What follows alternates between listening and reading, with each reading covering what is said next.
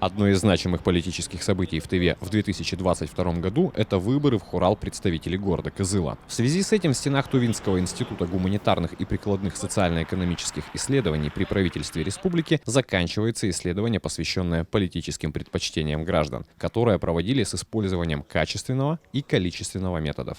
Из качественных методов мы используем фокус-группы. Это вот фокусированное групповое интервью, когда приглашаются от 8 до 12 человек и обсуждаются круг вопросов.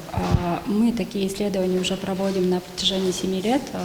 Практика, да, у нас есть такая фокус-группа, например, по всей республике. Проводим от 20 до 30, например, по одной теме, да, собираем группу людей и обсуждаем политические, например, вопросы, социальные вопросы.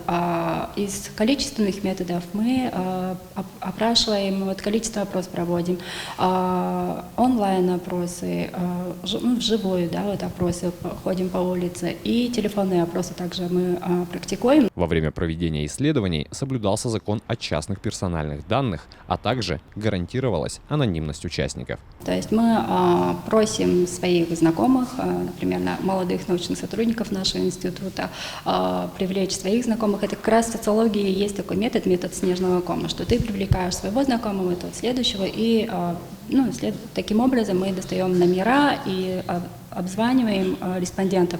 Конечно, это обговаривается сразу же, потому что исследования все носят анонимный характер, конфиденциальный характер. И в отчете это все представлено в обобщенном виде. Последнее исследование, которое проводилось сотрудниками института, было посвящено изучению политических предпочтений граждан города Кызыла и Кызыльского Кажуна. Конкретно в этом исследовании применялся метод фокусированного интервью. О его результатах нам рассказала Сайлык Карашпай, научный сотрудник Центра социологических исследований. По результатам исследования мы можем сказать, что оценка деятельности республиканской власти намного улучшилась. Социальное самочувствие населения на тот период было намного лучше. То есть мы непосредственно изучали социальные проблемы города Кызыла, выявили, какие проблемы волнуют наших жителей, и оценивали деятельность главы республики Владислава Товарищевича Хавалыка. Это качественное исследование, и сказать мы в процентах, конечно, не можем, но в рамках исследования, которое мы проводили, и в пределах выборки нашего исследования фокусированного интервью, преобладающее большинство из респондентов одобряли деятельность главы.